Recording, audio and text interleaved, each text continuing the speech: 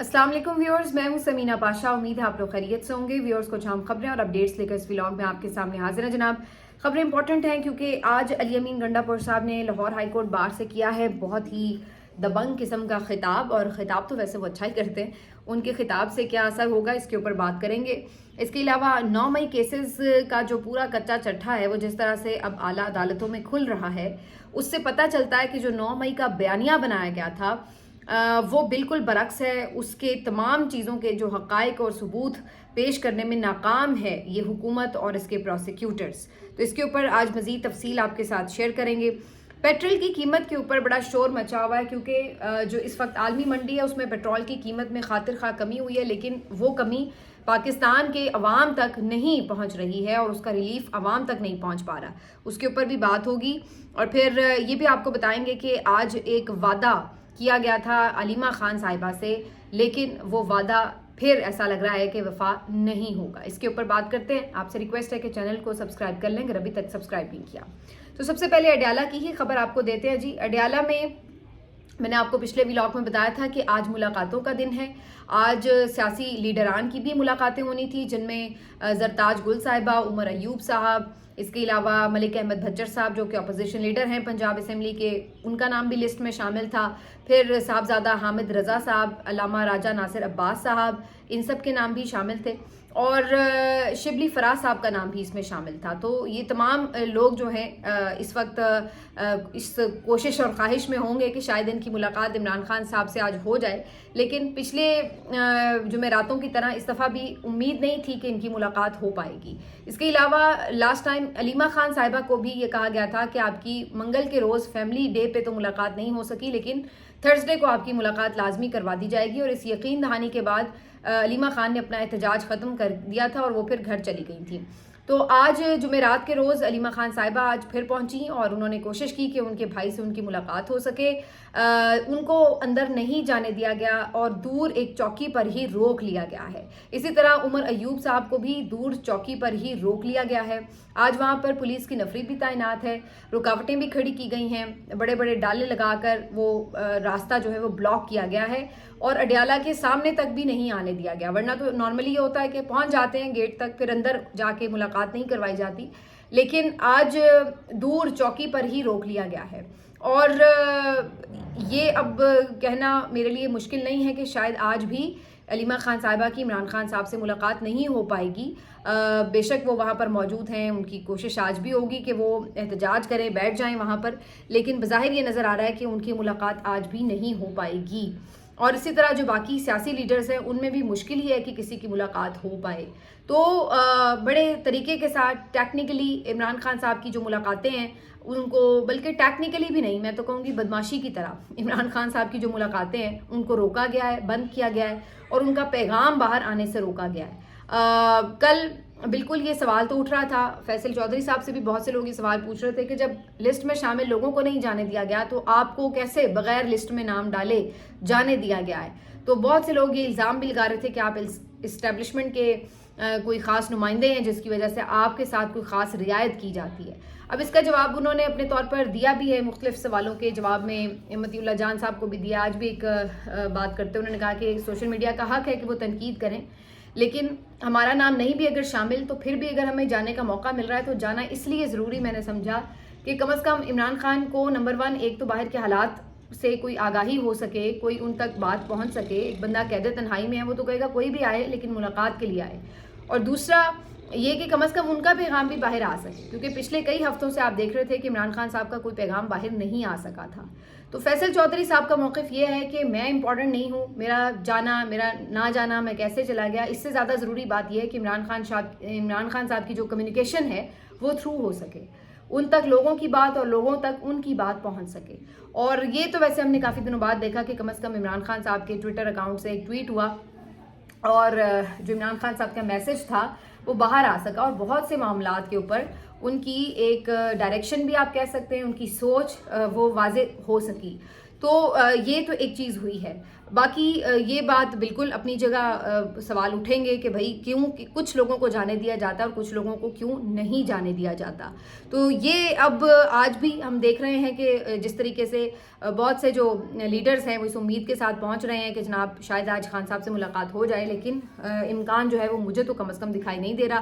اگر یہ ملاقات ہوئی تو ہم آپ کو اگلے ولاگ میں اس کے متعلق اپڈیٹ بھی کریں گے, لیکن جو پلاننگ ہے اس کے مطابق لگ نہیں رہا, کوئی ماحول نہیں ہے کہ ملاقات ہو. اب عدالتوں کو اور سپرنٹینڈنٹ اڈیالہ جیل کو دونوں کو آپ دیکھیں تو یہ ایک ملی بھگت سی لگ رہی ہوتی ہے, کیونکہ اڈیالہ جیل کے سپرنٹینڈنٹ کو اس بات کا کوئی خوف نہیں ہے کہ اس کے اوپر کوئی توہین عدالت لگ جائے گی, عدالت اس کو پکڑ کے کوئی جیل میں ڈال دے گی کہ بھئی ہمارے آرڈرز کے باوجود آپ ملاقاتیں کیوں نہیں کروا رہے. تو دوسری طرف عدالتیں بھی بالکل ٹھنڈی اور اطمینان کے ساتھ بیٹھی ہوئی ہیں, کیونکہ انہیں پتہ ہے کہ جب تک بھی ان کا دل کرے وہ نہ توہین عدالت کا کیس لگائیں, نہ کسی کو بلائیں, نہ کسی کو پوچھیں, تو وہ بھی بالکل اپنی مرضی سے ایسا لگ رہا ہے کہ اپنے جو فیصلے ہیں ان کی بے توقیری ہونے دینا پسند بھی کر رہی ہے اور دیکھ بھی رہی ہے اپنی آنکھوں سے, اور انہیں اس کی کوئی ٹینشن بھی نہیں ہے.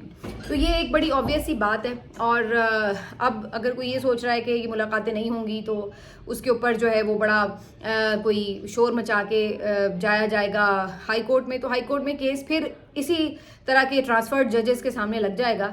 آزاد ججز کے سامنے لگے گا تو پھر تو ظاہر ہے وہ سب کو لائن حاضر کر لیں گے, لیکن ان کے سامنے کیس ہی نہیں لگنے دیا جائے گا. تو یہ ساری اب اتنی کھچڑی ایک پکی ہوئی ہے, اور جس کو کہتے ہیں نا پورا کنٹرولڈ سسٹم ہے, کہ اس میں جو تمام لوگ اس پورے ڈرامے کا حصہ ہوتے ہیں ان کو اس بات کی کوئی فکر بھی نہیں ہوتی کہ ہمارے اوپر کسی قسم کی کوئی پریشانی آ جائے گی, کوئی قدغن ہو جائے گی, کوئی کارروائی ہو جائے گی. تو یہ اس لیے بڑے اطمینان اور تسلی کے ساتھ یہ سب کچھ کرتے ہیں. آپ اس سے ہی اندازہ لگا لیں کہ آج سپریم کورٹ کے آئینی بینچ کے سامنے یہ جو ٹرانسفرڈ ججز ہیں اور ان کا جو سینیورٹی کا معاملہ ہے, اس کے اوپر کیس کی سماعت ہونا تھی.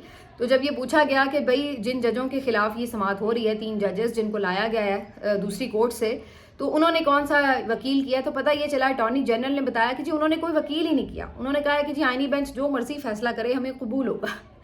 تو بھائی بات تو ٹھیک ہے, انہیں کوئی وکیل کرنے کی کیا ضرورت ہے. پاکستان میں تو ویسے بھی مشہور ہے کہ وکیل کرنے سے بہتر ہے جج کر لو. تو ان کو پتہ ہے کہ آئینی بینچ تو پورے کا پورا ان کو سپورٹ کرے گا, اور آئینی بینچ جو ہے وہ پورے کا پورا ان کا دفاع کرتا نظر آ رہا ہوگا. تو انہیں کیا ضرورت پڑی کہ ایکسٹرا وکیل بھی کریں.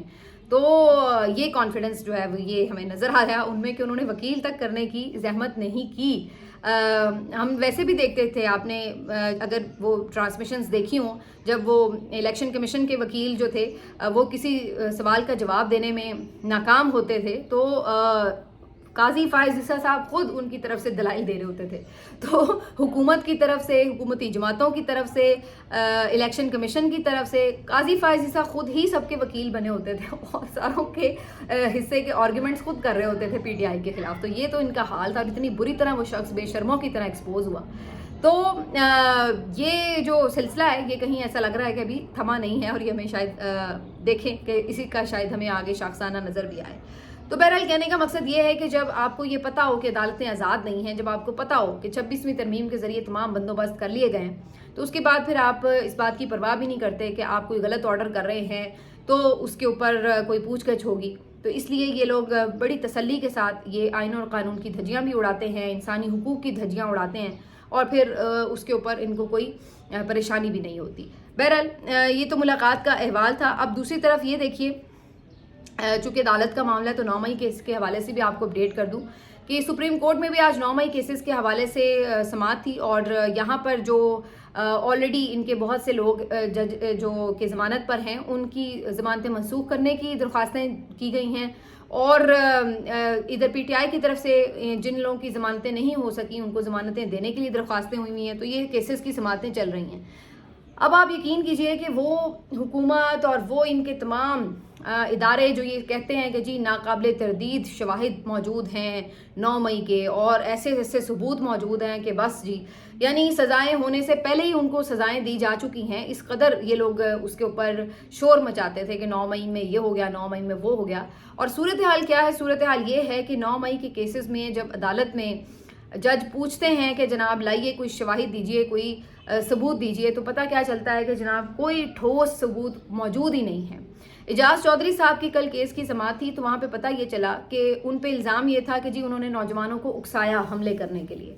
अब जो उनकी वीडियोस वगैरह चलाई जा रही हैं, पता ये चल रहा है कि वो 10 मई की वीडियो है, वो 17 मई की वीडियो, यानी कि वो वक़ुआ होने के बाद की वीडियोस हैं जो चलाई जा रही हैं एज सबूत के जी इन्होंने नौजवानों को उकसाया। भाई वक़ुआ जो है वो 9 मई को हुआ, वो बाद में उकसा रहे हैं लोगों को बैठ के। तो ये इतनी बारीकी से आप देख लीजिए कि बिल्कुल सामने खुली किताब की तरह जो है चीज़ें अब सामने खुलती जा रही हैं कि क्या 9 मई के केसेस की हकीकत है। इसी तरह शेख इम्तियाज़ साहब की आज ज़मानत मनसूखी की जो दरख्वास्त थी उस पर भी समाअत थी, महमूद रशीद साहब की भी समाअत थी। तो इन तमाम चीज़ों में यही पता चल रहा है कि कोई कॉन्क्रीट एविडेंस है ही नहीं है। कभी पता चलता है कि कोई जी पुलिस वाला फलां वो उसने छुपके से जो है छुप के कहीं बैठ के वो मीटिंग सुन ली थी। कभी पता चलता है कि जो वीडियोस ऑडियोज सबूत के कह रहे हैं वो सिरे से मौजूद ही नहीं है। अगर ऑडियोज मौजूद हैं तो उनका फोरेंसिक नहीं है, अगर वीडियोस मौजूद हैं तो वो वक़ुए के बाद की हैं। तो ये सारी खिचड़ी जो है वो इस वक्त पकी हुई है और ये सारी चीज़ें जो हैं वो अब सुप्रीम कोर्ट ऑफ पाकिस्तान में एक्सपोज हो रही हैं। तो याह्या अफरीदी साहब इन केसेस की समाअत कर रहे हैं। फ़िलहाल उन्होंने ये ज़मानतें मनसूख तो नहीं की हैं, बल्कि कुछ ज़मानतें तो कंफर्म हो गई हैं। लेकिन बता मैं आपको ये रही हूँ कि जो एक पूरा नैरेटिव बनाया गया 9 मई के ऊपर, जब अदालतों में आ रहा है, जबकि अभी अदालतों का भी हाल आपको पता है, मतलब वो भी कोई वो नहीं है कि बड़ी कोई आज़ाद अदालतें बैठी हुई हैं। लेकिन इन अदालतों में भी जब खुली अदालतों में समाअतें हो रही हैं तो वहाँ पर ये सूरत हाल है। कई केसेस तो ऐसे हैं जहाँ पर चालान तक मुकम्मल नहीं हुए अभी तक, जहाँ तक अभी तक रिकॉर्ड पूरा जमा नहीं कराया जा सका, और जहाँ पे कुछ आगे सूरत हाल बढ़ी है तो वहाँ पर ये सब कुछ सामने आ रहा है जो मैं आपको बता रही हूँ। तो ये है 9 मई की हकीकत। और इस तरीके से पूरे कोई 30-35 हज़ार लोगों को आपने एक तरह से सजाएं दी हैं ना, इतने इतने अरसा जेलों में रखा है, उनके ऊपर न जाने कितने तशद्दुद भी हुए हैं, जिनके ऊपर इतने फाइनेंशियली उनको बियर करने पड़े हैं लॉसेस, तो पता नहीं क्या क्या बर्दाश्त करना पड़ा है। तो असल में उनके खिलाफ आप लोगों के पास छोटे छोटे भी मजबूत एविडेंस नहीं मौजूद। ये अब इन जो केसेस है उनकी हकीकत खुल रही है। अब आ जाते हैं जी अली अमीन गंडापुर साहब जो हैं वो आज लाहौर हाई कोर्ट पहुँचे। बड़ा शायान शान उनका इस्तकबाल किया गया, ज़ोरदार नारेबाजी हुई, एक बड़ी रैली भी आज निकली और आलिया हमजा साहिबा ने काफ़ी उनको अच्छे से रिसीव करवाया, बड़ा ज़बरदस्त इस्तकबाल हुआ उनका। आज जो उन्होंने खिताब भी किया वकीलों के साथ हाई कोर्ट बार में, तो बड़ा उन्होंने दबंग और जारहाना खिताब किया। बड़ी खुल के उन्होंने इस्टेब्लिशमेंट के ऊपर तनकीद भी की कि आप लोग अपनी मर्ज़ी से हुकूमतें गिराते हैं, अपनी मर्ज़ी से बनाते हैं, आपको सिर्फ बूट पॉलिश करने वाले लोग चाहिए, सिर्फ वही लोग आप इक़्तिदार में बिठाते हैं जो आपका हुक्म माने, आपके ग़ुलाम हों, और आवाम की मर्ज़ी को आप लोग साइड पे कर देते हैं। और वो कहते हैं कि आपने जो है जिस अंदाज से जुल्म किए हैं, जबर किए हैं, ये भी कोई ढके छुपे नहीं हैं। अगर आपको जंग का इतना शौक़ है तो जाएं बॉर्डर पे जाके जंग लड़ें। हम आपको जो टैक्स के पैसों से सारे हथियार लेके देते हैं, यहाँ पूरी तरह आपको इक्विप किया जाता है, तो उसका मकसद ये होता है कि आप दुश्मन से जाके लड़ें। तो ये बड़ी बातें उन्होंने आज खुली डुली की हैं इस्टेब्लिशमेंट को ललकार के। लेकिन बात ये कि तकरीर की हद तक तो कोई कह सकता है कि हाँ भाई बिल्कुल 100% उन्होंने दुरुस्त बातें की हैं। लेकिन जो दूसरी तरफ की बात है वो ये है कि अली अमीन गंडापुर साहब इस तरह की तकरीरें पहले भी कर चुके हैं और सब ने देखा कि वो तकरीरें सिर्फ तकरीरें ही साबित हुई।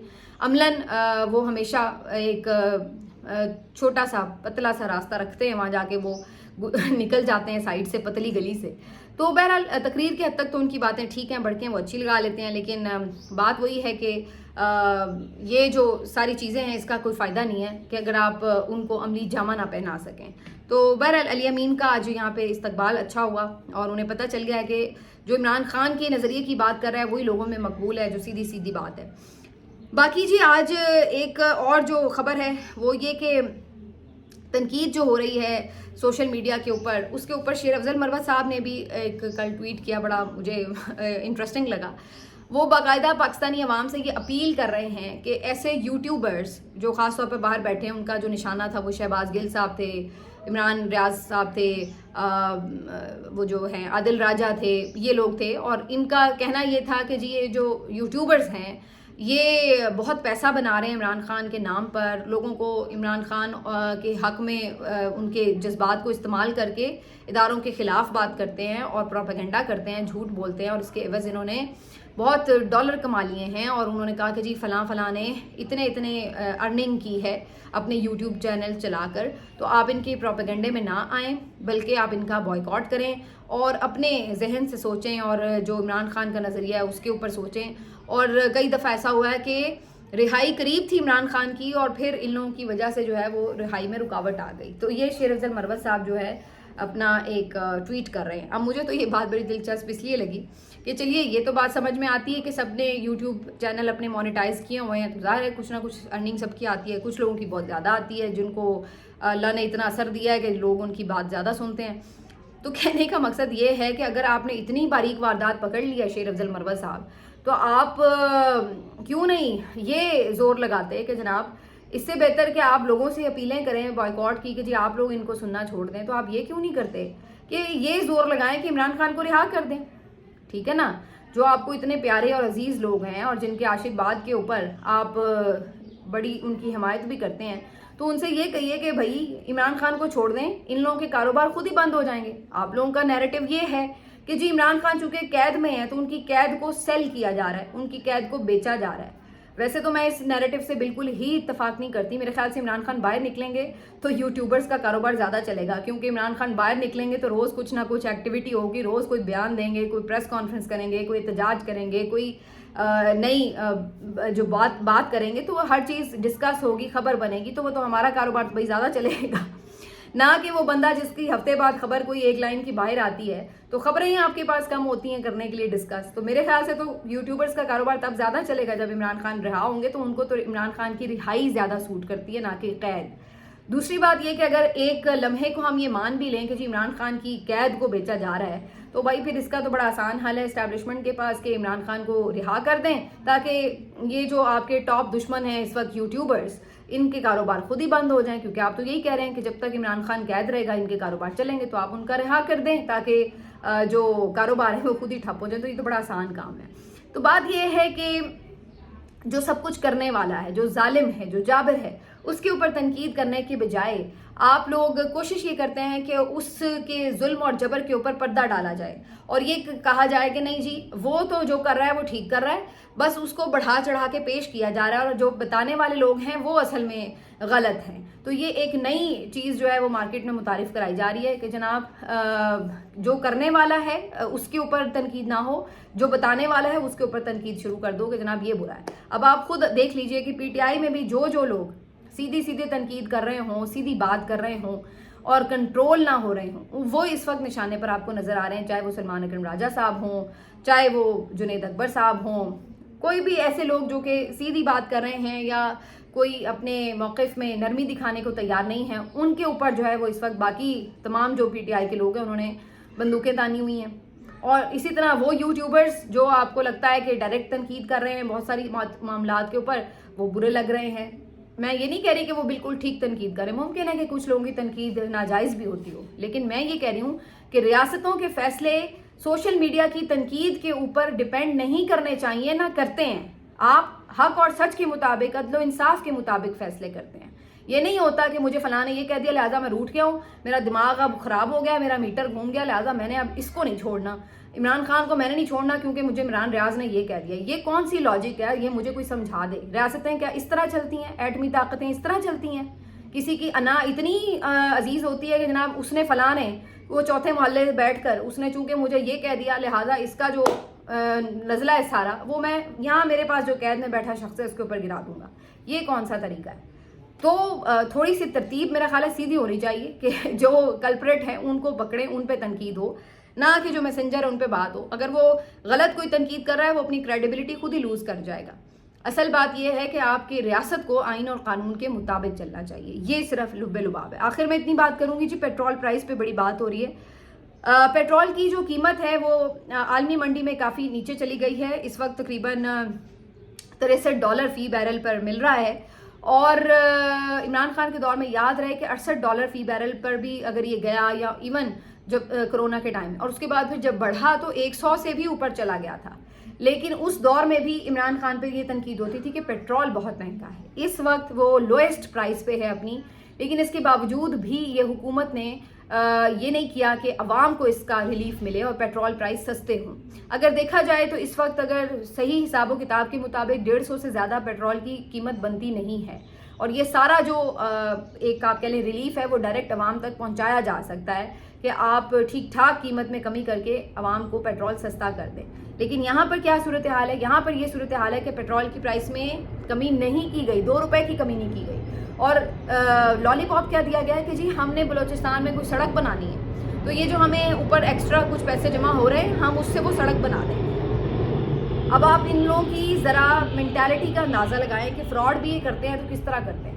بھائی بلوچستان کا اپنا بجٹ بھی ہے, اس کے علاوہ آپ کے پاس ترقیاتی بجٹ بھی ہوتا ہے, تو آپ نے اگر کوئی ایکسٹرا کچھ فیور کرنی ہے بلوچستان کے لیے تو آپ ترقیاتی بجٹ میں سے کریں. جو پیٹرول پرائس میں سیدھا عوام کو ریلیف جا سکتا ہے وہ تو ہر بندے نے یوز کرنا ہے نا. آپ اس کی کاسٹ کے اوپر بلوچستان کی سڑک بنائیں گے کیا؟ اول تو آپ لوگوں نے بنانی نہیں ہے, کیونکہ ہمیں پتہ ہے کہ جتنے عرصے میں بلوچستان کے نام پر جو کچھ یہاں پہ بنایا گیا, جو پیسہ کمایا گیا, جو لوٹ مار مچی ہے, وہ تو علیحدہ ایک کہانی ہے, اس کو تو ایک طرف رکھیں. لیکن اگر کوئی بنانی بھی ہو, اگر آپ نے کوئی لالی پاپ بھی دینا ہے تو یہ کون سی عقل مانتی ہے کہ آپ پیٹرول پرائس کو ایکسٹرا چارج کر کے اور اس سے جناب کوئٹہ کی کوئی بلوچستان کی جو ہے وہ سڑک بنائیں گے. یعنی کہ وہ بیچارہ غریب آدمی جس کے لیے اپنا رکشہ چلانا مشکل ہے, اس سے بھی آپ وہ ایکسٹرا پیسے لے رہے ہیں کیونکہ آپ کو بلوچستان کی سڑک بنانی ہے, اور اگر اس کو وہ کوئی 100-500 کا ریلیف مل رہا ہو وہ آپ اس کو نہیں دیں گے کیونکہ بھائی ادھر سڑک بنانی ضروری ہے. کہتے ہیں کہ گدھوں کے سر پہ سینگ نہیں ہوتے, اور یہی اس حکومت کا حال ہے کہ گدھے لا کے مسلط کر دیے ہیں. ایک تو ویسے بھی لیجیٹمیٹ نہیں ہے, اوپر سے گدھے ہیں سرے سے کہ ان لوگوں کو لالی پاپ بھی دینے نہیں آتے کہ کم از کم کوئی لالی پاپ ہی آپ اچھے دے لیں. یہ ان لوگوں کی حالت ہے. آپ اندازہ لگائیے کہ وہ ریلیف جو کہ پاکستان کا ہر شہری جس سے مستفید ہو سکتا ہے وہ روک کر آپ چند ہزار لوگوں کے لیے ایک سڑک بنانے کے اوپر ان تمام کروڑوں پاکستانیوں کا ریلیف جو ہے وہ آپ روکے بیٹھے ہیں کہ نہیں جی وہ چند ہزار کے لیے سڑک بنانی ہے. ضرور بنائی ہے سڑکیں, بلوچستان کے لیے تو بے تحاشا خرچ ہونا چاہیے, لیکن اس کے کئی اور ویز ہیں. یہ کوئی طریقہ نہیں ہوتا, کہیں کسی ملک میں نہیں ہوتا کہ آپ یہاں سے پیسے پکڑ کر اور وہاں ایک صوبے کی سڑک بنانے پر لگا رہے ہو. اس کے اوپر خود ان کے اپنے بھی لوگ بیچ میں سے بول رہے ہیں, لیکن ان دی اینڈ ہوتا وہی ہے کہ دستخط بھی کر دیتے ہیں اور شور بھی مچانا شروع کر دیتے ہیں. پیپلز پارٹی کا بھی اس پہ یہی حال ہوا پڑا ہے. یہ اس وقت صورتحال ہے. مجھے یاد آیا کہ ناروے میں تھی اور پیٹرول پرائس وہاں پہ کوئی 18-19 روپے لیٹر تھے, جو وہاں کی کرنسی تھی اس کے مطابق 18 کرون جو تھی وہ پیٹرول پرائس تھی, تو وہ بڑی سستی تھی. مجھے لگا کہ یار ظاہر ہے ان کے جو روپے ہیں یہاں پر اس کے حساب سے یہ مہنگے ہوں گے, لیکن پتہ یہ چلا کہ وہاں پر جو عام ایک آدمی ہے, مزدور طبقہ بھی, وہ 30 سے 35 ہزار کرون جو ہے مہینہ آمدن اس کی ہے. تو یعنی اگر وہ 35 ہزار روپے کما رہا ہے تو اس کے اوپر اس کو 18 روپے کا پیٹرول مل رہا ہے. ہمارے بھی یہاں پر جو 35 ہزار روپے مہینہ مزدور کی ایک فکسڈ انکم اگر ہے تو اس کو کتنا پیٹرول مہنگا مل رہا ہے, 250 روپے سے بھی اوپر. تو آپ اس سے اندازہ لگا لیجیے کہ کتنا ڈفرینس ہے. ان کا 35 ہزار کمانے والا 18 روپے کے اوپر پیٹرول حاصل کر رہا ہے, اور ہمارا 35 ہزار کمانے والا 250 روپے سے بھی زیادہ پیٹرول پرائس دے رہا ہے. اور اس کے اوپر بھی اگر کوئی اس کو ریلیف ملنے کا تھوڑا سا چانس بنتا ہے تو وہ بھی یہ حکومت اس کے اوپر سانپ بن کے بیٹھ جاتی ہے. یہ اس وقت جو ہے آپ کو بتانا ضروری تھا کہ کس طرح آپ کے جو پیسے ہیں ان کے ساتھ بھی لوٹ مار مچائی گئی ہے. ملتے ہیں آپ سے اگلے ویلاگ میں, اپنا خیال رکھیے. اللہ حافظ.